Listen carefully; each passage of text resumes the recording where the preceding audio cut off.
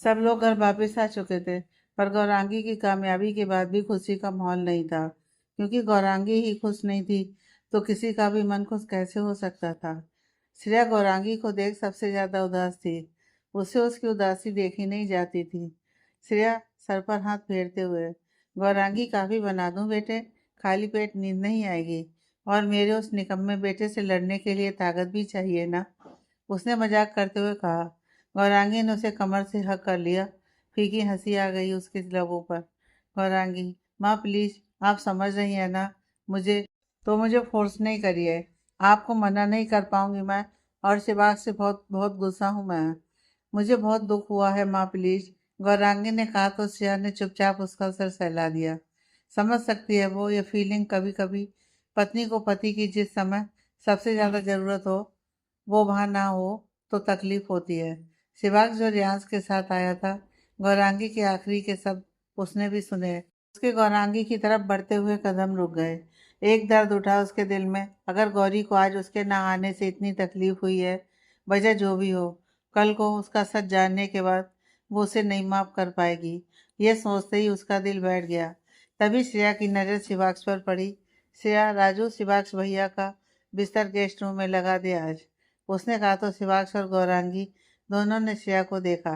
क्या वो सच में ये चाहते हैं? शिवाक्ष ने गौरांगी को देखा। वही सवाल था उसकी आंखों में। गौरांगी, कोई बात नहीं है माँ, रूम में हमारे काउच भी हैं। थक गई हूँ मैं, गुड नाइट, उसने कहा। शिवाक्ष ने शुक्र किया, कम से कम रूम में तो आने दे रही है। शायद मना लेगा वो उन्हें। वो ऊपर जाने की सोच ही रहा था कि जब श्रेया ने उसके पास आते हुए कहा, श्रेया मान गई अगर गौरांगी तो उसे कुछ खिला देना, साथ में खुद भी खा लेना। श्रेया ने कहा और वहां से चली गई। शिवाक्ष ने भी अपना कोट ढीला किया और ऊपर रूम में चला गया। जैसे ही रूम में गया, देखा बालकनी की ठंडी हवा रूम में आ रही थी। मतलब गौरांगी वहीं बाहर थी। वो कोट वहीं फेंक कर बाहर आया। उसके कदमों की आवाज़ सुनकर गौरांगी, जो रेलिंग पर हाथ टिकाए खड़ी थी, ने बिना पलटे कहा, गौरांगी, मुझे आपसे बात नहीं करनी शिवाक्ष, रूम में आने दिया है बस, गुस्सा खत्म नहीं हुआ मेरा। शिवाक्ष ने गहरी सांस ली, पर उसने कदम पीछे नहीं किए। हौले से जाकर उसके पीछे खड़ा हुआ और धीरे से उसके कंधे पर अपना सर रख दिया और अपने हाथ उसकी कमर पर लॉक कर दिए। गौरांगी को इसकी बिल्कुल भी उम्मीद नहीं थी, खास तौर पर वो भी तब जब वो उससे लड़ रही थी। नाराज थी वो जब। गौरांगी, छोड़िए मुझे आप, उसने उसके हाथ छुड़ाने की कोशिश करते हुए कहा। पर शिवाक्ष ने और ज्यादा कस लिए। शिवाक्ष, माफ कर दीजिए ना गौरी, अपने शिवाक्ष को। गौरांगी, नहीं करना मुझे माफ आपको। आप एक मैसेज छोड़ देते ना कि आप नहीं आ पाएंगे, मैं अपने मन को समझा लेती। पर आपके हर बीते पल के साथ आपकी राह देखना मेरे लिए बहुत मुश्किल था। शिवाग समझ सकता था उसकी आंखों के इंतजार को। उसने हर पल वो देखा था। अधिराज को रोकते समय शिवाग, मेरे पास कोई सफाई नहीं है अपनी गलती की, बस माफी मांग सकता हूँ। कर दीजिए ना माफ प्लीज, मैं कभी ऐसी गलती नहीं करूँगा। आज भी जानकर नहीं की, सच्ची। बस हालात मेरे बस में नहीं थे। गौरांगी ने कुछ नहीं कहा, पर अब उसके हाथ भी नहीं हटाए अपने ऊपर से। शिवाक्ष, मुझे पता है आप मेरा इंतजार कर रही थी, पर आपकी कसम गौरी, मैं सच में आना चाहता था। गौरांगी, जानती हूँ मैं। अब एक बात और, मेरी कसम लेकर बताएंगे आप? शिवाक्ष, आपकी कसम की क्या जरूरत है गौरी, आप पूछिए, मैं बताऊंगा सच। गौरी तब उसकी तरफ पलट गई और उसका हाथ अपने सर पर रखकर बोली, गौरांगी, रुद्र अधिराज को गैलरी से क्यों लेकर गया? और आपके कपड़ों में से अधिराज के परफ्यूम की स्मेल कैसे आ रही है? गौरांगी का सवाल सुन शिवाक्ष सुन्न हो गया। वो उसे देखता रह गया। गौरांगी को कैसे पता? शिवाक्ष, आपको कैसे पता गौरी? गौरांगी, यह मेरे सवाल का जवाब नहीं है शिवाक्ष। शिवाक्ष, गौरांगी, वो अधिराज आया था वहाँ। गौरांगी, और यह कब बताने वाले थे आप मुझे कि वो वहाँ एग्जीबिशन में तमाशा करने के इरादे से आया था? आप किसी साइड के काम में नहीं, उसको रोकने में बिजी थे, इसलिए अंदर नहीं आया आप। क्यों, मुझे आप कुछ बताना जरूरी नहीं समझते हैं आप शिवाक्ष? मुझे तकलीफ आपके न आने से हुई सो हुई, क्योंकि मैं आज आपको साथ में चाहती थी अपने। आपका हाथ पकड़कर आपसे वो पेंटिंग खुलवाना चाहती थी। पर आपको क्यों नहीं जरूरी लगा मुझे यह बताना कि मेरे अतीत को रोकने के चक्कर में आप हमारे आज को रुस्वा कर रहे हैं। गौरांगी ने ठंडी आवाज में कहा। शिवांश के पास उसके सवालों के जवाब नहीं थे। इन्हीं सवालों और उसकी सुरक्षा करके ही वो उसे कुछ नहीं बताता था। शिवांश, मैं आपको परेशान नहीं कर सकता था गौरी, और उसे आपका इतना खास दिन खराब नहीं करने दे सकता था। गौरांगी, शिवांश, मेरा खास दिन जरूर था, ठीक है। आपने जो किया उसे रोकने के लिए वो सब सही है, पर आप मुझे अपने प्यार, अपनी अर्धांगिनी कहते हैं ना, कम से कम मुझे बताइए तो सच। शिवांश का उसकी बात सुनकर सर झुक गया। गौरांगी, क्या मैं सच जानना भी डिजर्व नहीं करती हूँ? गौरांगी ने हाथ स्वर में पूछा तो शिवांश ने नजरें उठाकर उसे देखा। शिवांश, गौरी, सब बहुत जल्दी में हुआ। मुझे नहीं पता था कि ऐसा कुछ होगा। मैं उसे रोकता रहा। उसके बाद रुद्र ने उसे कस्टडी में ले लिया। सोचा सब ठीक है, कल आपको शांति से बताऊंगा। गौरी ने कुछ नहीं कहा। शिवांश ने उसे गले से लगा लिया। वो उसकी फीलिंग को दिल से एहसास कर पा रहा था। गौरांगी, मैं डर गई थी शिवांश। पहले ही आपके लेट आने के कारण अजीब से ख्याल आ रहे थे मुझे। फिर जब मैं कुछ पल को गैलरी की बालकनी में गई, वहां से रुद्र को अधिराज को अरेस्ट करके ले जाते हुए देखा, तो मैं और घबरा गई थी। अधिराज पर मुझे बिल्कुल विश्वास नहीं है। वो इंसान कुछ भी कर सकता है, मगर वो आपको कुछ कर देता तो? गौरांगी ने उसके सीने में अपना चेहरा छुपा लिया था, और अब उसकी आंखों से आंसू शिवांश की शर्ट को भिगो रहे थे। शिवांश, ऐसे कैसे कुछ कर देता? अभी आपने शिवांश को जाना नहीं है। आपसे दूर नहीं जाने वाला मैं। गौरांगी, अगर उसने कर दिया तो? आप नहीं जानते उसने मुझे धमकी दी थी कुछ दिन पहले। मैंने उसकी बात मानने से मना कर दिया था। गौरांगी ने उसे अपने दिल की बात बताई, जो वो उसे कब से बताना चाहती थी। शिवांश सुनकर उसकी पीठ सहलाता रहा। शिवांश, गौरी, आपको मुझे बताना चाहिए था। गौरांगी, आप देहरादून में थे शिवांश। मैं आपको वहां तंग नहीं करना चाहती थी। शिवांश, कोई बात नहीं, अब सब ठीक है। वो कस्टडी में है। गौरांगी ने शिवांश के सीने में अपना चेहरा छिपा रखा। अभी उसके मन में सवाल था कि वो शिवांश को बता दे कि वो उसे क्यों ब्लैकमेल कर रहा था। कुछ सोचकर उसने कहा, गौरांगी, शिवांश, मुझे आपको बताना है कि हमारी शादी वाली रात अधिराज मुझसे मिलने आया था, और हमारे उस दिन की फोटोज हैं उसके पास। वो उन्हीं को लेकर मुझे ब्लैकमेल कर रहा था। शिवांश, मैं सच कह रही हूँ, हमारे बीच कभी कुछ नहीं हुआ गलत। गौरांगी ने आखिरकार अपना सबसे कड़वा सच उसे बता ही दिया। उसकी सांस रुकी हुई थी यह बताते हुए, शिवांश उसे माफ कर पाएंगे ये जानकर। वो नहीं खोना चाहती थी उन्हें।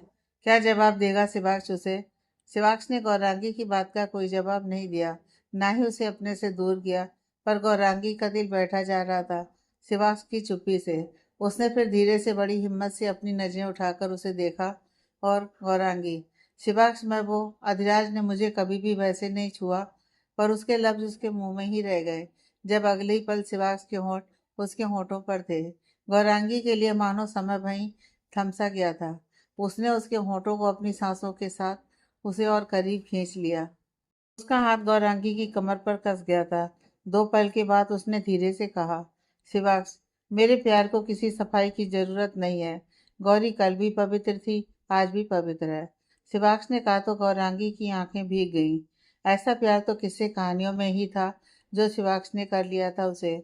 और आखिरकार गौरांगी के मुख से वो लफ्ज निकले जो शिवांश शायद बरसों से सुनना चाहता था। गौरांगी, न जाने कब लेकिन प्यार करने लगी हूँ मैं आपसे। शिवांश, बहुत बहुत प्यार करती हूँ मैं आपसे। जैसे ही गौरांगी ने ये कहा, शिवांश के दिल की धड़कन एक पल को रुक गई। आखिरकार उसकी गौरी ने कह ही दिया जो वो सुनना चाहता था कब से। शिवांश, एक बार फिर से कहिए ना गौरी। गौरांगी ने अपने आंसुओं के बीच मुस्कुराहट के साथ कहा। गौरांगी, हाँ Shivansh, I love you. Shivansh, I love you too Gauri, love you हमेशा से। शिवांश ने कहा और उसके चेहरे पर से आंसू को अपने लबों में समेट लिया। गौरांगी के हाथ उसकी पीठ पर भिज गए। धीरे धीरे शिवांश ने उसके गाल पर कितने ही किस कर दिए। अगले पल उसकी नज़र फिर से उसके होठों पर थी। अब उसने उसे देखा मानो इजाजत मांग रहा हो। गौरांगी ने अपने दोनों हाथ उसके गले में डाल दिए। बस दो दिल कहाँ काबू रख पाए अपने आप पर। होठ मिले फिर से उनके, इस बार चुंबन गहरा हो गया अब की बार। आखिर दोनों प्यार की बारिश में जो भीग गए थे। शिवांश की उंगलियां उसकी पीठ पर धीरे से फिसल रही थी। गौरांगी के हाथ अनजाने में ही उसकी गर्दन को छू गए। कुछ सेकंड, कुछ मिनट दोनों उस एहसास में खोए रहे। जब दोनों अलग हुए तो गौरांगी, जो अभी तक पार्टी वाले गाउन में थी, उसका गाउन कंधे से बेतरतीब हो चुका था। शिवाक्ष ने उसे ऊपर करते हुए कहा, शिवाक्ष, ये शुरुआत है गौरी हमारे प्यार की। गौरांगी ने अपना सर हाँ में हिलाकर उसके सीने में छिपा लिया। सब उसे बता उसके मन का बोझ उतर चुका था। शिवास की बात सुनकर उसके चेहरे की मुस्कान और आंखों की चमक ने शिवास की दुनिया में रंग भर दिया था। कुछ देर बाद दोनों वहीं बैठे थे। शिवास ने अपनी भाएं उसके चारों ओर डाल रखी थी। गौरांगी उसके कंधे पर अपना सर टिकाए बैठी थी। बाहर चांदनी रात थी, हवा में ठंडक और उनके बीच एक सुकून। गौरांगी ने उसके हाथों में अपनी उंगलियां फंसाई हुई थी। गौरांगी, शिवास, आप जानते हो, मुझे ऐसा लग रहा है कि मैं दुनिया के पार हूँ। शिवास, पता है, एक बात रह गई, मैं पेंटिंग नहीं अच्छे से देख पाया। गौरांगी, कोई बात नहीं, माँ उसे नीचे लॉबी में लगवाने की सोच रही है, देख लीजिएगा। शिवास, लॉबी में? गौरांगी, क्यों, आपको बाकी पेंटिंग्स की तरह अपनी स्टडी में चाहिए क्या?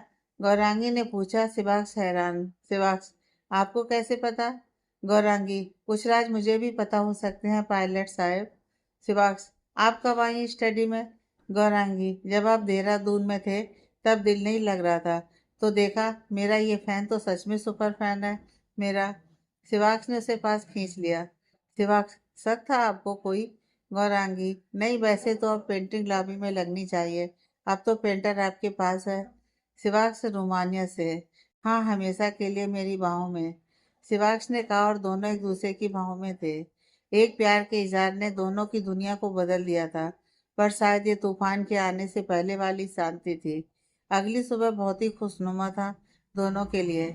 आज शिवाक्ष देरी से उठा था क्योंकि वो सोया था गौरांगी के पास। पूरी रात गौरांगी उसके सीने पर सर रखकर सोई थी। अब उसकी नींद खुली तो देखा 8 बज गए थे। वो उठने को हुआ तो गौरांगी भी हिली। गौरांगी, सोने दीजिए ना शिवाक्ष, नींद आ रही है मुझे। शिवाक्ष, हाँ तो आप सो जाइए ना बीबी साहिबा, पर मुझे उठने दीजिए। गौरांगी ने धीरे से आंखें खोलते हुए कहा। गौरांगी, क्यों, आप भी यहीं रहिए ना हमारे पास। शिवाक्ष प्यार से देखते हुए, इतने प्यार से कहेंगी तो मैं कहाँ ही जा पाऊंगा। गौरांगी, हाँ तो मत जाइए, चलिए सोते हैं थोड़ी देर। शिवाक्ष ने देखा सुबह की मदहोशी उसकी आंखों में अभी भी थी। उसको उस पर सिर्फ प्यार आ रहा था इस समय। शिवाक्ष, नहीं, मुझे सोना नहीं है, प्लीज जाने दीजिए। गौरांगी, 8 बज रहे हैं। गौरांगी ने उसके सीने पर हाथ रखकर उसे देखते हुए कहा। गौरांगी, वैसे हंसी वाली बात है ना, ज्यादातर मामलों में पति पत्नी को नहीं जाने देते अपने से दूर। यहाँ उल्टा है। उसने उसकी आंखों में देखा जो आज चश्मे के बिना थी। उफ, ये काली आंखें सच में कितनी गहराई से भरी हुई है। शिवाक्ष हंस पड़ा, लेकिन अगले ही पल उसने पलटी ली और गौरांगी अब बेड पर थी, शिवाक्ष उसके ऊपर। शिवाक्ष, हाँ तो वैसे हमारी जोड़ी भी तो अलग सी है। वैसे जो आप चाहती हैं, कुछ दिनों बाद शायद वो मौका भी आ जाए कि आप मेरी बाहों से निकल ना पाए। शिवाक्ष ने उसे विंक करते हुए कहा। गौरांगी की आंखें बड़ी हो गईं। उसने उसकी बाह पर एक चपत लगाई। गौरांगी, बहुत बेशर्म है आप। शिवाक्ष, अच्छा जी, फ्लर्ट आप कर रही थी और बेशर्म मैं हो गया। गौरांगी, शिवाक्ष हटिए, अब आपको देर नहीं हो रही है। शिवाक्ष, हाँ, अच्छा, वैसे कुछ लगा है आपके यहाँ? गौरांगी, कहाँ? इससे पहले वो कुछ कहती, शिवाक्ष ने उसके होंठ धीरे से चूम लिए और फिर भाग गया वहां से बाथरूम की तरफ मुस्कुराहट के साथ। शर्मा गई गौरांगी। कुछ देर बाद गौरांगी रेडी होकर नीचे पहुंची तो डाइनिंग एरिया में गई। सीधा भूख से बैंड बजी हुई थी उसकी। कल से कुछ नहीं खाया था उसने। जैसे ही टेबल पर पहुंची, श्रेया ने उसकी मुस्कुराहट देख चैन की सांस ली। तभी उसके पेट से आवाज आई, जिसे सुन नील ने कहा, नील, भाभी, भाई ने आपको रात को कुछ नहीं खिलाया? श्रेया, तुम बच्चे ना किसी की नहीं सुनते। नील, अपनी भाभी को प्लेट दे। नील ने तुरंत अपनी प्लेट गौरांगी को दे दी। गौरांगी, माँ, शिवाक्ष, श्रेया, कोई भूखा नहीं रहता तेरा पति, खा चुपचाप, वो आता है उसे भी दे देती हूँ। इन बाप बेटे की बिजनेस टॉक्सी खत्म नहीं होती। गौरांगी चुपचाप बैठ अपना टोस्ट खाने लगी।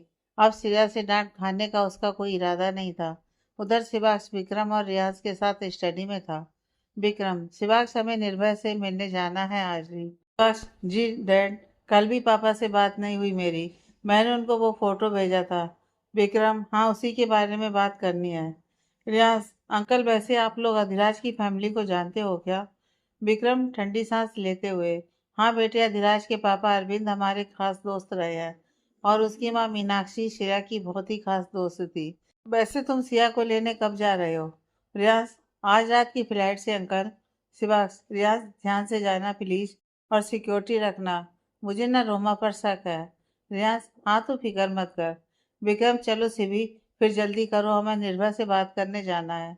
शिवांश ने हाँ में सिर हिला दिया और वो तीनों बाहर आ गए तो श्रेया ने उनको ताना मारते हुए कहा, श्रेया, विकी आपको तो क्या हो गया है? पैसे खाने शुरू करने हैं क्या? मेरे घर को ऑफिस बना दिया है अपने। विक्रम, सॉरी श्रेया।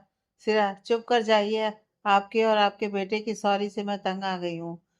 तब तक शिवांश आकर गौरांगी के सामने बैठ गया। गौरांगी को हंसी आ रही थी उनकी क्लास लगते देख। अगले पल उसकी आंखें बड़ी हो गईं। शिवांश का पैर उसके पैर के ऊपर था, टेबल के नीचे। गौरांगी ने उसे देखा और शिवांश ने उसे विंक कर दी। उसकी अटखेलियां टेबल के नीचे चल रही थीं। प्यार का यह सुखद एहसास दोनों को बहुत खुशी दे रहा था। कुछ देर बाद शिवांश और विक्रम निर्भय के ऑफिस में थे। शिवांश, पापा, मुझे जानना है कि आप अधिराज के फादर को कैसे जानते हैं और उसकी मौसी रोमा? कल भी अधिराज ने मुझे बोला कि मैं आपसे पूछूं। निर्भय ने एक गहरी सांस ली। उसे नहीं पता था कि जो अतीत वो बरसों पहले छोड़ आया था वो फिर से लौट आया है। वो कुछ कहता है इससे पहले ही शिवांश का फोन बजा। रुद्र का था तो उसे उठाना पड़ा। रुद्र, शिवांश, हमें अधिराज को छोड़ना पड़ा। बेल हो गई उसकी। न्यूसेंस करने में हम ज़्यादा सजा नहीं दे सकते, पर रात को हमारी पूछताछ में भी उसने कुछ नहीं बताया। शिवांश, मैं समझ गया रुद्र, उसकी बेल कराने वाला कौन था? रुद्र, उसकी मौसी रोमा खन्ना। शिवांश रोमा का नाम सुनकर परेशान हो उठा। उसने फोन रखा। विक्रम, क्या हुआ? शिवांश, रोमा ने अधिराज की बेल करा दी है डैड। निर्भय, हमें गौरी को सुरक्षित करना होगा शिवांश, वो रोमा बहुत खतरनाक है। निर्भय ने परेशान होते हुए कहा। शिवांश ने उनकी आंखों में एक अनजाना डर देखा।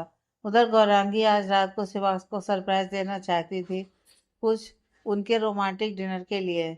वो श्रेया से बात कर दोपहर के समय बाजार के लिए निकली थी। शाम हो गई थी लेकिन अभी तक वो घर नहीं पहुंची थी। श्रेया कब से उसका फोन लगाने की कोशिश कर रही थी लेकिन नहीं लग रहा था। पहले उसे लगा मार्केट में टाइम लग गया, लेकिन अब उसे टेंशन हो रही थी क्योंकि गौरांगी ने कहा था कि रात को उसने शिवांश के लिए कुछ खास सोचा है। उस हिसाब से उसे यहाँ होना चाहिए। घबराहट हो रही थी उसे, रह रहकर बुरे ख्याल आ रहे थे। वो शिवांश को फोन करने ही लगी थी कि शिवांश और विक्रम घर आते दिखे उसे। श्रेया, अच्छा हो गया शिवांश तुम आ गए, मैं तुम्हें ही फोन करने जा रही थी। श्रेया उनके पास आई और घबराया हुआ देखकर वो भी परेशान हो गए। विक्रम, क्या हुआ श्रेया, तुम इतनी घबराई हुई क्यों हो? श्रेया, विकी, वो गौरी दोपहर से गई है, अभी तक घर नहीं आई है।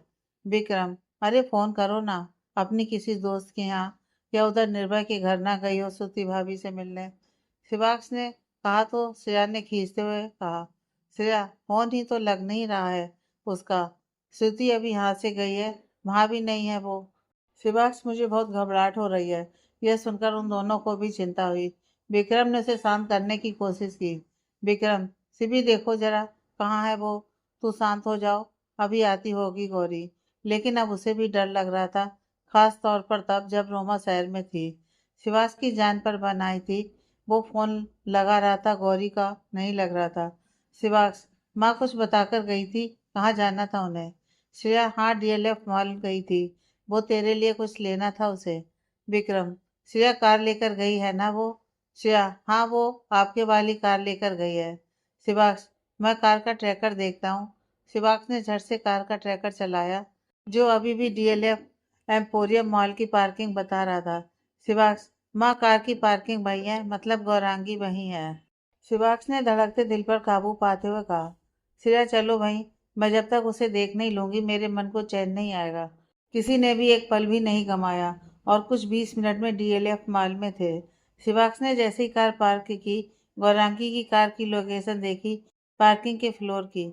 जैसे ही वो तीनों वहां पहुंचे, कार वहीं थी। उसे देख सांस में सांस तो आई सबकी, लेकिन अगले ही पल फिर उनकी सांस रुक गई। गौरांगी का फोन वहीं गिरा था, उसका पर्स भी वहीं था और मफलर, तीनों चीजें जमीन पर गिरी पड़ी थी। शिवांश की धड़कन रुक गई वो देखकर। श्रेया का मन कांप उठा किसी अनहोनी की आशंका से। श्रेया, विकी, ये गौरांगी का सामान है। विक्रम के भी हाथ पैर सुन्न हो गए। हालात को समझते हुए गौरांगी, बस ठीक हो। विक्रम, श्रेया संभालो खुद को, गौरांगी को देखना है हमें। विक्रम ने तुरंत रुद्र को कॉल किया, उसे यहाँ आने को बोला। शिवाक्ष ने कांपते हाथों से गौरी का सामान उठाया। उसका दिल बहुत घबरा रहा था। तभी उसकी नज़र वहां लगे सीसीटीवी कैमरे पर गई।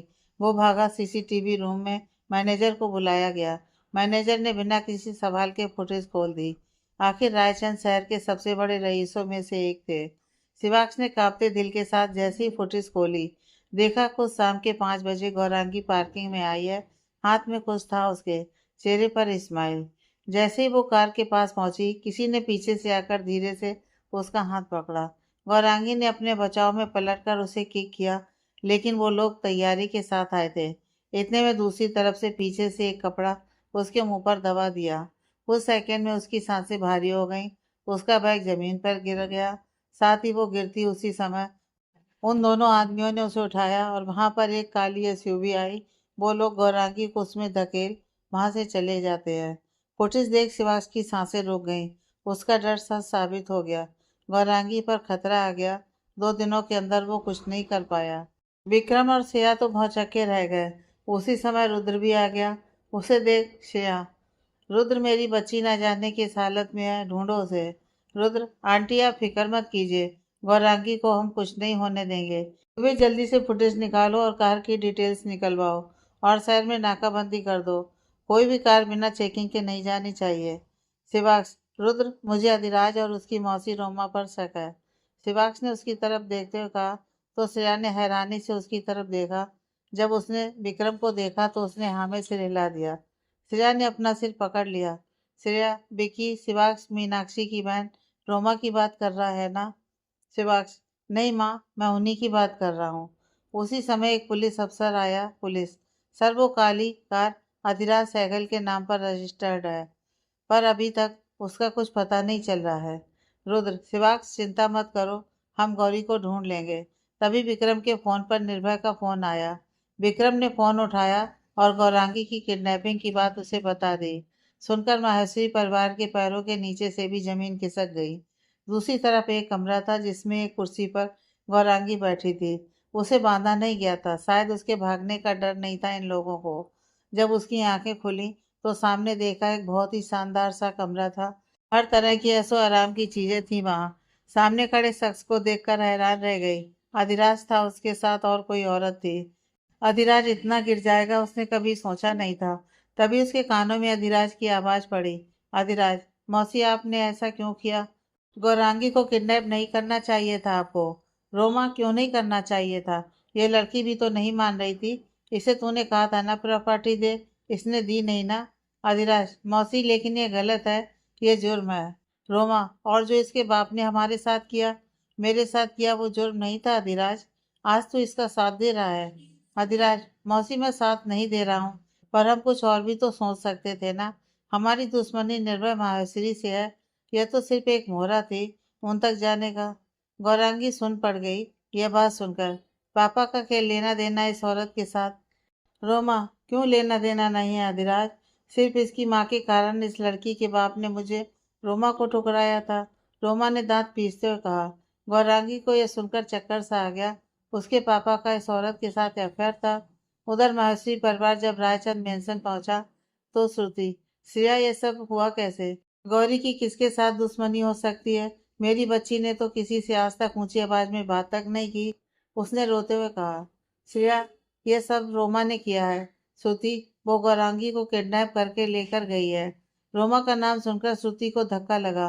वो गिरने को हुई कि अद्विता ने उसे संभाल लिया। श्रुति, रोमा, रोमा खन्ना। जैसे ही श्रेया ने हाँ में सिर हिलाया, श्रुति ने निर्भय का कॉलर पकड़ लिया। श्रुति, निर्भय, बरसों पहले वो औरत मेरे घर में तूफान बनकर आने लगी थी। मैं बहुत मुश्किल से उसे रोका था, पर उस औरत ने अगर मेरी बच्ची को कुछ भी किया ना, मैं सब कुछ भूल जाऊंगी। श्रुति ने गुस्से में कहा तो निर्भय ने उसे गले से लगा लिया। बहुत साथा रोमा की वजह से सबने। तभी शेरा अंदर आया। शेरा, भाई, आपने जो भाभी की चूड़ी में ट्रैकर लगाया था उसकी लोकेशन मिल गई है। शिवाक्ष ने रुद्र की तरफ देखा और वो लोकेशन अपने फोन में सेंड कर ली। शिवाक्ष, रुद्र चले, मुझे मेरी गौरी को घर लेकर आना है। वो और रुद्र बस अगले ही पल ट्रैकर से मिली लोकेशन की तरफ थे। उधर गौरांगी को होश आया देख अधिराज की नजर उस पर गई तो उसने एक गहरी सांस ली। अधिराज, मैंने कहा था ना गौरांगी, तुम वो पैसे दे देती तो ये सब ना होता। गौरांगी, मुझे नहीं पता था तुम इस हद तक गिर जाओगे। अधिराज, सिर्फ पैसों के लिए? उसने चेयर से उठते हुए कहा तो रोमा भी वहां आ गई। रोमा, ओह पापा की परी उठ गई। हमारे गरीब खाने में स्वागत है आपका, उसने कुटिल मुस्कान के साथ कहा। गौरांगी, कौन हो तुम? मैं तुम्हें नहीं जानती, इसलिए मुझे तुमसे कोई भी बात नहीं करनी है। और अधिराज, तुमने मुझे किडनैप कर लिया, मेरा दिल तोड़ने तक तो अलग, अब तो तुम क्रिमिनल भी बन गए हो। अधिराज गुस्से में, और मुझे क्रिमिनल बनाने वाला कौन है, तुम्हारा बाप? गौरांगी, मेरे पापा का क्या मतलब है इन सब में? अपने गुनाह का ठीकरा मेरे पापा के सर पर मत डालो तुम। गौरांगी ने गुस्से में कहा। उसके पापा का नाम उसे बेचैन कर गया। रोमा, ओहो, इतना यकीन अपने बाप पर? कभी उसके गिरेबान में झांक कर देखना।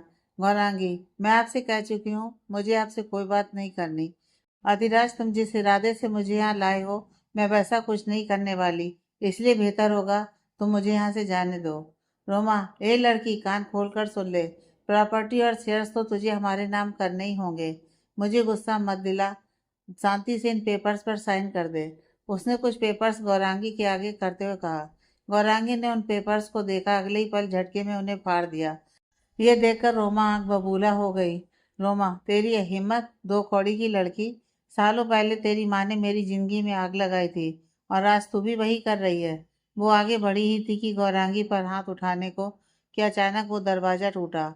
उसकी आंखें सामने खड़ी गौरांगी पर पड़ी। उसे सही सलामत देख उसके दिल की धड़कन जैसे वापिस आ गई हो।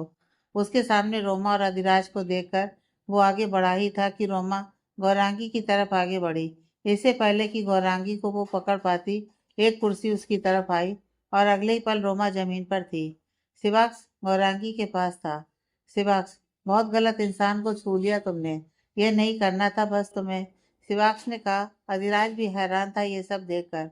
अधिराज, सिवाक्स, तुम इस सब में नहीं पढ़ो, तुम भी नहीं जानते कि गौरांगी के बाप ने मेरा पूरा परिवार बर्बाद कर दिया था। गौरांगी, बकवास कर रहे हो तुम, पापा ऐसा नहीं कर सकते कभी भी।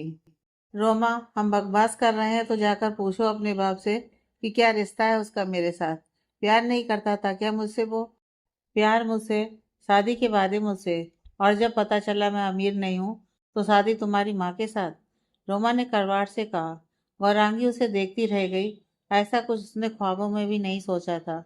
अधिराज, और तो और, जब मासी उनके बच्चे की माँ बनने वाली थी और मेरे पापा तुम्हारे पापा से बात करने गए, उन्होंने मेरे पापा से अपनी दोस्ती तोड़ ली, और तो और उनकी जॉब में प्रॉब्लम क्रिएट किए। एक दिन वो मुझे और माँ को अकेला छोड़कर चले गए। मेरा बचपन तुम्हारे कारण नॉर्मल नहीं रहा। अधिराज ने भी जहर उगला। गौरांगी उन दोनों को देखे जा रही थी। उसे कुछ नहीं पता था कि वो क्या कह रहे थे, पर उसे विश्वास नहीं हो रहा था कि उसके पापा ऐसा कुछ कर सकते हैं। गौरांगी, मैं नहीं मानती, पापा ऐसा कभी अपने सपने में भी सोच भी नहीं सकते, करना तो बहुत दूर की बात है। रोमा, हाँ हाँ, तुम क्यों मानोगी हमारी बात, आखिरकार हो तो तुम उन्हीं का खून। हाँ, अपने बाप के साथ साथ अपने पति के सर से वाकिफ नहीं होना चाहोगी? जैसे ही रोमा ने कहा तो शिवाक्ष की आंखों में डर तैर गया। गौरांगी ने उसे देखा। गौरांगी, आपकी किसी भी बात पर मुझे यकीन नहीं है, हटिए, जाने दीजिए मुझे यहाँ से, उसने कांपते स्वर में कहा। रोमा मन ही मन हंस पड़ी। वो जानती थी गौरांगी की कमजोर कड़ियां शिवाक्ष और निर्भय भाई बार बार बार कर रही थी वो। रोमा, तुम ना सुनो, मैं तो बताऊंगी। तुम्हारा यह सोगाट पति सब जानता था तुम्हारे और अधिराज के बारे में। इसको यह भी पता था कि तुमने अधिराज के कहने पर इससे शादी की है। गौरांगी ने कांपते हाथों से शिवाक्ष की तरफ देखा, जो वहीं खड़ा था। कुछ नहीं कहा था उसने, पर उसकी आंखों में गौरांगी को सच दिख गया था कुछ। रोमा, क्या हुआ? आप क्यों बोलती बंद हो गई तुम्हारी? और तुम इनके लिए खुद को बदनाम करने चली थी लड़की। बाहर है, इनमें तुम्हारा पति हर समय तुम पर नजर रखता था। कहने को उसने यह सिक्योरिटी लगाई थी तुम्हारे लिए, यकीन नहीं करोगी, पर देखो इसे। गौरांगी ने देखा। फोटोज थी कुछ, जिनमें एक आदमी हमेशा उसके पीछे था। गौरांगी हैरान थी ये सब सुनते हुए। उसके दो रिश्ते, दोनों ने ही उसे धोखा दिया था, और शिवास की चुप्पी ने सब सच बता दिया था। रोमा, अरे हाँ, सबसे बड़ी बात तुम्हें बताना ही भूल गई। तुम्हें तुम्हारी खास दोस्त सिया याद है ना? कोई बात नहीं, मैं याद दिलाती हूँ। अरे भाई, जो तुम्हें अधिराज के खिलाफ बॉर्न करती थी, वो पता है कौन है? उसका पूरा नाम क्या है? उसका पूरा नाम सिया रायचंद है। शिवाक्ष रायचंद की चचेरी बहन, नील रायचंद की सगी बहन। रोमा का यह लफ्ज गौरांगी के साथ साथ अधिराज पर भी बम बनकर फूटा। वो भी इस सच्चाई को नहीं जानता था कि सिया शिवाक्ष की बहन है। यह पता था कि रायचंद है वो, बहुत बड़े घराने से बिलोंग करती है वो। तभी अगले ही पल आवाज आई वहां, हाँ वही बहन जिसे आपने मारने की कोशिश करी थी रोम वाली रात, है ना रोमा आंटी? उस आवाज को सुन अधिराज की सांस रुक गई। ये उसकी सिया की आवाज थी। पलटा, हाँ सामने सिया ही थी। उसके एक हाथ में स्टिक थी। रियाज के साथ अंदर आ रही थी वो। एक पल को सिया ने भी अधिराज को देखा, पर अगले ही पल उसकी नजरों में गुस्सा भर आया। गौरांगी ने देखा उसे तो उसका मन हुआ कि भागकर गले लग जाए अपनी दोस्त के। आखिर 2 वर्षों बाद मिली थी उसे वो। लेकिन समय नहीं सही था इसका।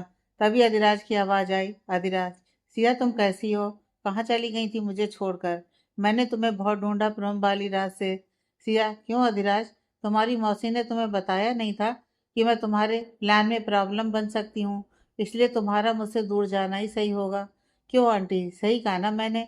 और फिर जब आपको लगा कि अधिराज मुझसे दूर नहीं होगा, आपने उसकी ही कार से मुझे टक्कर मारी, जिससे मैं उससे हमेशा के लिए दूर हो जाऊं, और अगर बच भी गई तो उससे हमेशा के लिए नफरत करूं। सिया ने कहा तो अधिराज को विश्वास नहीं हुआ ये सुनकर। अधिराज, सिया तुम्हें कोई गलत फहमी हुई है। मौसी नहीं कर सकती ऐसे। उनको पता है मैं तुम्हें कितना चाहता हूँ। सिया, अधिराज, काश तुम अपनी मौसी का सच देख पाते, तो आज मैं तुम्हें एक क्रिमिनल के रूप में ना देख रही होती। सिया ने कहा तो अधिराज अपनी मौसी की तरफ पलटा। बड़ी उम्मीद से कहा उसने। अधिराज, मौसी, सिया को गलत फहमी हुई है ना? रोमा उसको देखकर जोर जोर से हंसने लगी और भां पड़ी चेयर पर बैठकर पैर पसारते हुए बोली, रोमा, मुझे लगता है आज सब खत्म करना ही है। तो माफ करना अधिराज, लेकिन तुम्हारी ये सिया सच कह रही है। जैसे ही रोमा ने कहा, अधिराज के पैरों तले जमीन खिसक गई।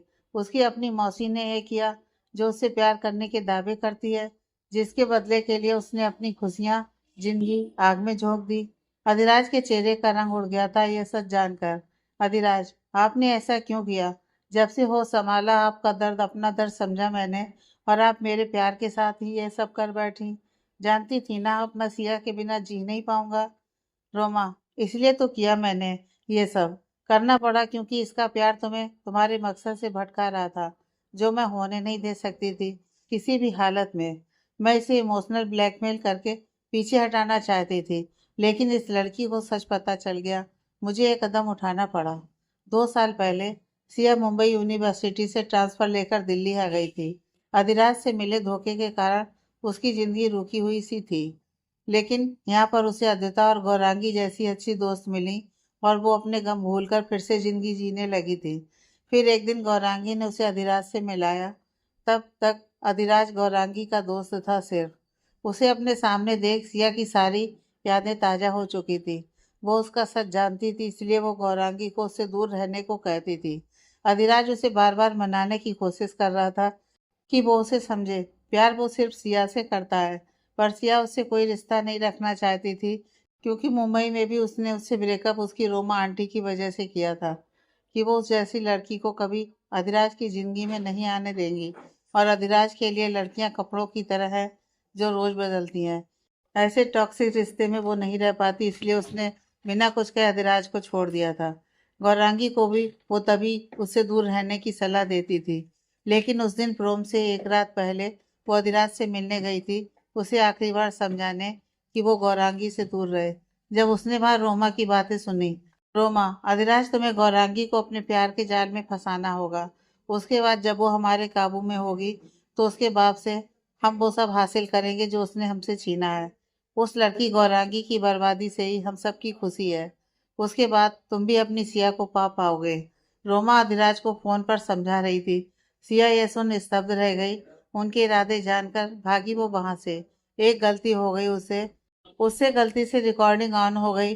वो सब रिकॉर्ड हो गया, और जाते जाते उससे वहां पर एक गमला गिर गया, जो शायद रोमा ने देख लिया था। जब देखा तो वो सिया को देख चुकी थी प्रेजेंट। रोमा, बस इसलिए जब ये प्रोम वाली रात गौरांगी को सब बताने वाली थी, मैंने इसका पीछा किया और तुम्हारी कार से इसे टक्कर मार दी। बड़ी कोशिश की मारने की, लेकिन सख्त जान थी, बच गई। पर फिर भी मेरा काम हो गया था। तुम्हारी जिंदगी से चली गई थी ये, और तुम फिर मेरे हाथ में थे। अधिराज ने वहां रखा बांस उठाकर जमीन पर फेंक दिया। गुस्से में कांप रहा था वो। शिवाक्ष, गौरांगी, रियांश और सिया सबको घिन आ रही थी रोमा का सच सुनकर। पैसे के लिए वो किसी मासूम की जान लेने पर उतारू हो गई थी। ले ही ली थी ऑलमोस्ट, अगर शिवाक्ष उस दिन टाइम पर ना पहुंचता। अधिराज, मौसी मुझे शर्म आ रही है खुद पर कि मेरा आपसे कोई रिश्ता है। रोमा, ओहो कोई बात नहीं। ये बात तुम्हारी माँ को भी लगती थी, और मेरे स्वर्गीय जीजा जी को भी। अपने माता पिता का नाम सुनकर अधिराज सकते में आ गया। तभी अचानक कार की आवाज आई तो उन्होंने देखा निर्भय और विक्रम थे, माँ श्रुति और श्रेया के साथ। रोमा, अरे वाह, आज तो मेरे इस गरीब खाने पर किस्मत मेहरबान है। सब बड़े बड़े लोग आ रहे हैं। निर्भय, तुम भी आए हो? तुमने तो मेरी शकल सारी जिंदगी ना देखने की कसम खाई थी ना। अब क्या हुआ, बेटी का प्यार खींच लाया? रोमा ने कहा, और अगले ही पल उसने गौरांगी को देखा, और किसी ने नहीं देखा कि रोमा एक गन निकाल चुकी थी। रोमा, वैसे मैं हमारी लव स्टोरी सुनाने लगी थी तुम्हारी बेटी और दामाद को। अब तुम आ गए हो तो अब ज्यादा मजा आएगा। आखिर तुम्हारे दामाद को भी पता चले कि उसका ससुर कितना रंगरलियों से भरा इंसान था। विक्रम, रोमा बस करो, बरसों पहले भी तुम्हारी इन्हीं फिजूल बातों की वजह से सब हुआ था। अब बच्चों को बीच में लाना बंद करो। शिवाक्ष, गौरांगी, सिया और यहाँ तक कि अधिराज, सबको दूर रखो इन सब से। विक्रम ने कहा तो रोमा ने अपनी बाज में लगा एक अलर्ट प्रेस कर दिया। उसी समय रोमा के गुंडे वहां आ गए। ये सब इतनी जल्दी हुआ कि कोई कुछ समझ नहीं पाया। अब रोमा के गुंडों ने सबको घेर लिया था वहां पर। रोमा, मुझे तुम्हारे ज्ञान की कोई जरूरत नहीं है विक्रम रायचंद, और तुम्हारा बीच में होना कोई मायने नहीं रखता था मेरे लिए, जब तक कि तुम्हारे मूर्ख बेटे शिवाक्ष ने गौरांगी से शादी नहीं की थी। जब इसने इसे अपनी पत्नी बनाया तो मैंने सोचा क्यों ना एक तीर से दो शिकार किए जाएं। निर्भय की दौलत तो मेरी ही थी, तुम्हारा एम्पायर भी मेरा होना चाहिए। आखिर मैंने इतने साल इंतजार जो किया है। निर्भय, तुम नहीं बदली ना रोमा, वही सालों पहले जैसी। रोमा, सिर्फ पैसों से मोह है तुम्हें। तब तुमने मुझे खोया था अपने लालच में, और आज अधिराज को, जिसने अपने पेरेंट्स के बाद तुम्हें सब कुछ माना। निर्भय ने एक घिन भरी नजर डाली रोमा पर। बरसों पहले भी यही हुआ था। अधिराज एक कोने में खड़ा देख रहा था। उसे अब तक इस बात पर विश्वास नहीं हुआ था कि इस औरत के लिए उसने अपनी जिंदगी खराब कर ली। तभी रोमा की गुस्से भरी आवाज वहां गूंजी। किस लालच की बात कर रहे हो तुम? तुमने मुझसे प्यार किया था तो उस रिश्ते से तुम्हारी जायदाद पर मेरा ही हक हुआ ना। तुमने क्या किया? अपने बाप के कहने पर मुझसे रिश्ता तोड़ लिया। निर्भय, बकवास मत करो। रिश्ता मैंने नहीं, तुमने तोड़ा था। मैं तो तुम्हारे करके अपना परिवार, अपने माता पिता सबको छोड़कर आया था। शादी के मंडप से तुम गई थी मुझे छोड़कर। निर्भय ने भी उतनी ही तल्खी से कहा। सालों पहले का ये रिश्ता उसकी जिंदगी का नासूर बन गया है, जिसने उसके आज में भी जहर घोल दिया है। रोमा, हाँ तो और क्या करती तुम्हारे साथ? धक्के खाती जिंदगी के। तुम्हें मैंने कितना कहा अपने बाप पर केस ठोक दो, उन्हें तुम्हारा हक देना पड़ता, लेकिन नहीं, तुम्हें तो आज्ञाकारी पुत्र बनना था। और जानते हो, यही गंदी आदत तुम्हारी बेटी में भी है। इसने भी मेरी बात नहीं मानी, जैसे तुमने नहीं मानी थी। देख लो उसका अंजाम। रोमा ने कहकर निर्भय ने अपनी बेटी गौरांगी पर एक नजर डाली, जो उसे ही देख रही थी, लाखों सवाल लिए अपनी आंखों में। निर्भय, रोमा बस करो अपना पागलपन और जाओ यहाँ से। खुद भी जियो और हमें भी जीने दो। रोमा, ऐसे कैसे जीने दूं? तुमने मुझे मौका दिया था, मैं लौटी थी ना तुम्हारे पास, और कहा भी था अपनी इस बीवी और बेटी को छोड़ दो। तुमने तब भी मुझे अपनी जिंदगी से निकाल दिया था। रोमा ने श्रुति को देखते हुए कहा। सब चुप थे। एक के बाद एक तूफान बम आ रहे थे उनकी जिंदगी में, इतना सब। गौरांगी ने अपनी माँ की तरफ देखा कि शायद उन्हें भी कुछ नहीं पता उसकी तरह, लेकिन नहीं, श्रुति के चेहरे पर कोई हैरानी नहीं थी। मतलब सब पता था उन्हें। तभी अचानक श्रेया, और इसलिए तो मीनाक्षी के घर चली गई, अपना झूठा तमाशा लेकर, और उसका हंसता खेलता घर बर्बाद कर दिया तुमने। क्यों, सही कह रही हूँ ना रोमा? और तो और, तुमने उसके और अरविंद भाई साहब के बीच। रोमा हैरानी से, तुम्हें कैसे पता ये? श्रेया, क्योंकि मैं श्रेया हूँ। रोमा, श्रेया? श्रेया सिंघानिया, मीनाक्षी की बेस्ट फ्रेंड? ये धमाका सबके लिए नया था, क्योंकि किसी को भी नहीं पता था कि मीनाक्षी और श्रेया की दोस्ती के बारे में। सब हैरान होकर श्रेया की तरफ देख रहे थे। यह कहानी बहुत बड़ी है, अधिराज को भी कुछ अचानक याद आया। मीनाक्षी, आदि मेरी बात सुनो। कभी तुम्हें जिंदगी में कुछ भी जरूरत हो तो दिल्ली में मेरी दोस्त है श्रेया सिंघानिया, उसके पास जाना। अधिराज ने तब कहा था कि मीनाक्षी के होते उसे किसी चीज की जरूरत पड़ेगी नहीं, पर पड़ी उसे, लेकिन रोमा के कारण इस नाम पर कभी वो ध्यान नहीं दे पाया। उसकी माँ की वो विश्वास पात्र दोस्त आज उसके सामने थी, शिवाक्ष की माँ के रूप में। शिवाक्ष ने अपनी माँ की तरफ देखा, फिर उनके पास में गया। वो इसी बीच वो गौरांगी से थोड़ा दूर खड़ा था। किसी ने इस तरफ ध्यान नहीं दिया था, लेकिन रोमा का ध्यान उसी पर था। शिवाक्ष, माँ आप कैसे जानती हैं? मतलब मुझे कुछ समझ में नहीं आया। श्रेया, मुझे भी आज इस रोमा को देखकर ही पता चला है कि ये मेरी दोस्त मीनाक्षी की वही चालबाज बहन है। रोमा, सबका मेरे साथ कुछ ना कुछ कनेक्शन है ना। कितनी फेमस हूँ मैं। वैसे इन बच्चों को कुछ समझ में नहीं आ रहा होगा, क्यों ना इन्हें सब शुरुआत से बताया जाए। हाँ तो कहाँ से शुरू करें? हम अपनी जवानी के दिनों से शुरू करते हैं। 34 साल पहले विक्रम, निर्भय और अरविंद, ये तीनों देहरादून के कॉलेज में साथ में थे। यारी ऐसी कि कोई तोड़े ना तोड़ सके। विक्रम और निर्भय जहाँ दिल्ली के रईस परिवारों में से एक थे, अरविंद वही साधारण मिडिल क्लास परिवार से आता था, और उसके सपने बहुत बड़े थे। डॉक्टर बनना चाहता था वो। उनकी पढ़ाई के क्षेत्र चाहे अलग थे, लेकिन उनकी दोस्ती मिसाल थी उनकी। क्रिकेट में कितनी ट्रॉफियां मिलकर जीती थी तीनों ने। सब अच्छा था, फिर आया तूफान उनकी जिंदगी में, रोमा खन्ना नाम का। भला की खूबसूरत थी वो लड़की। निर्भय जवान दिल हार बैठा उस बला पर। निर्भय की गर्लफ्रेंड के तौर पर अब वो भी उनके ग्रुप में थी। विक्रम और अरविंद को उसकी बातों से चालाकी की बू आती थी, लेकिन निर्भय ने नहीं सुनी उनकी बात।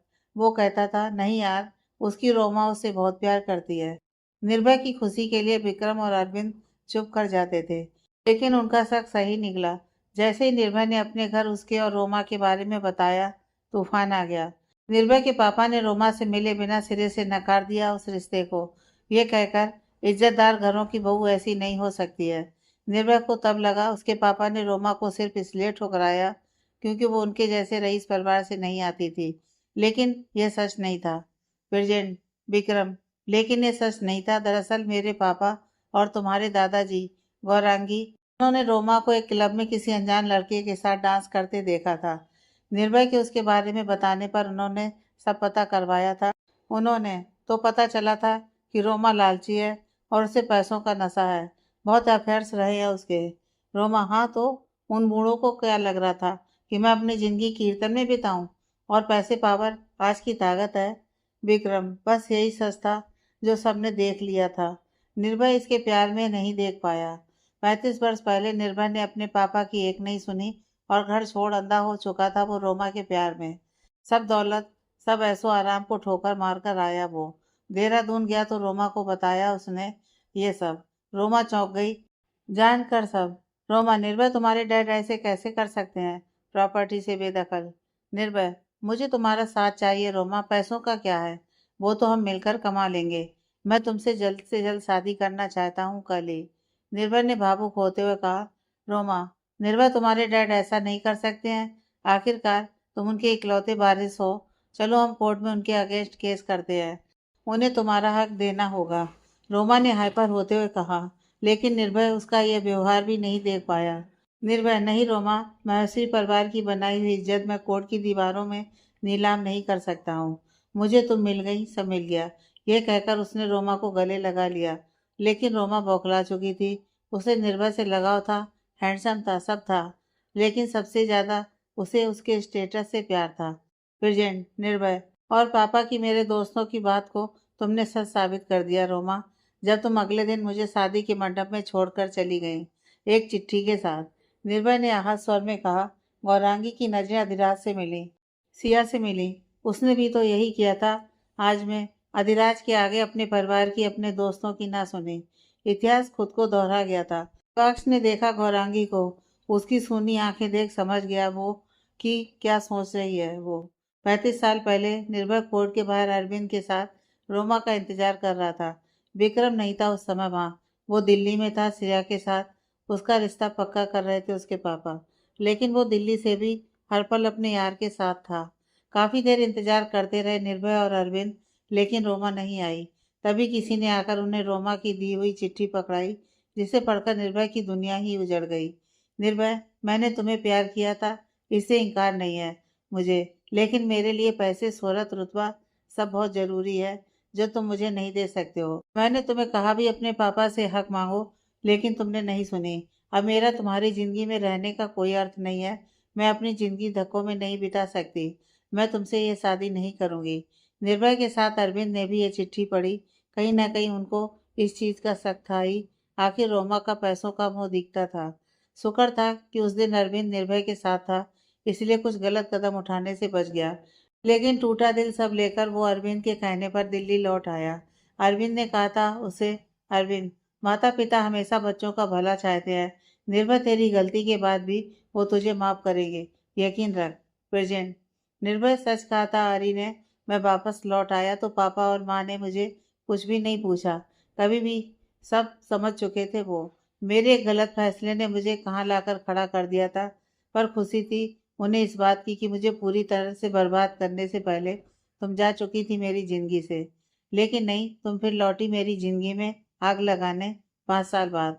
रोमा, हाँ, पर तब तक तू इस रईस श्रुति से शादी कर चुके थे और ये गौरांगी तुम्हारी जिंदगी में आ चुकी थी। मैंने तब भी कहा था कि छोड़ दो इन्हें, तब तुम्हारे पास भी सब था और मैं भी लौट आई थी। 30 साल पहले विक्रम और निर्भय घर जाने को निकल रहे थे। आज गौरांगी का पहला जन्मदिन था, जब केबिन में उनकी सेक्रेटरी ने रोमा को भेजा भेजा कि वो जबरदस्ती घुस आई थी अंदर। उसे देख निर्भय हक्का बक्का रह गया। उसे एक कड़वी याद मानकर आगे बढ़ गया था वो। 2 साल पहले श्रुति ठंडी फुहार बनकर उसकी जिंदगी में आई थी। उसने उसके सारे जख्मों पर मरहम लगा दिया था। उसे फिर से प्यार करना सिखा दिया था। आज वो अपनी पत्नी और उनके प्यार की निशानी उनकी गौरांगी से प्यार करता था। तो अब यह रोमा सामने थी। Roma, long time. निर्भय, कैसे हो? हे विक्रम। निर्भय, तुम यहाँ क्या कर रही हो? जाओ यहाँ से, मुझे तुम्हारी शकल से भी नफरत है। रोमा, ओहो, तुम तो अभी भी पुरानी बातों में फंसे हो। देखो निर्भय, मेरे जाने से कितना फायदा हुआ तुमको। अपने पेरेंट्स को भी नहीं छोड़ना पड़ा। आज उनकी जायदाद भी तुम्हारी है और मैं भी आ गई हूँ, तुम्हारा पहला प्यार। विक्रम, तुम पागल हो गई हो रोमा। निर्भय की शादी हो चुकी है, एक बच्ची है उसकी। निकलो यहाँ से। रोमा, ओहो विकी, मुझे सब पता है। वो लड़की श्रुति किस एंगल से मेरे बराबर है। वैसे भी बड़े बाप की बेटी है। निर्भय छोड़ देगा उसे और उसकी बेटी को। आज भी प्यार तो वह मुझसे ही करता है। क्यों बेबी? रोमा उसके पास जाते हुए बोली, जब निर्भय चिल्लाया। निर्भय, खबरदार, जो एक कदम ही मेरी तरफ बढ़ाया तुमने। अपने वापसी जाने के रास्ते तुमने खुद बंद किए थे। सही कहा, श्रुति की बराबरी नहीं कर सकती तुम, क्योंकि वो प्यार को पैसों में नहीं तोलती। निकल जाओ यहाँ से, मेरी जिंदगी में दोबारा आना मत। प्रेजेंट। रोमा, तुमने मुझे उस दिन अपनी जिंदगी से निकालकर बहुत बड़ी गलती की थी निर्भय, जिसका हर्जाना आज तुम्हें भुगतना पड़ेगा। तभी वहां एक आवाज आई जिसे सुनकर सब चौंक गए।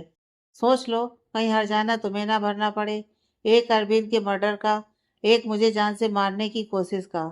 रोमा स्तब्ध रह गई। सामने मीनाक्षी थी, उसकी बहन, व्हील चेयर पर। रुद्र ने उसकी व्हील चेयर को पकड़ रखा था। अधिराज अपनी माँ को सामने देख दंग रह गया। अधिराज, माँ, आप जिंदा हैं? आगे की कहानी नेक्स्ट पार्ट में।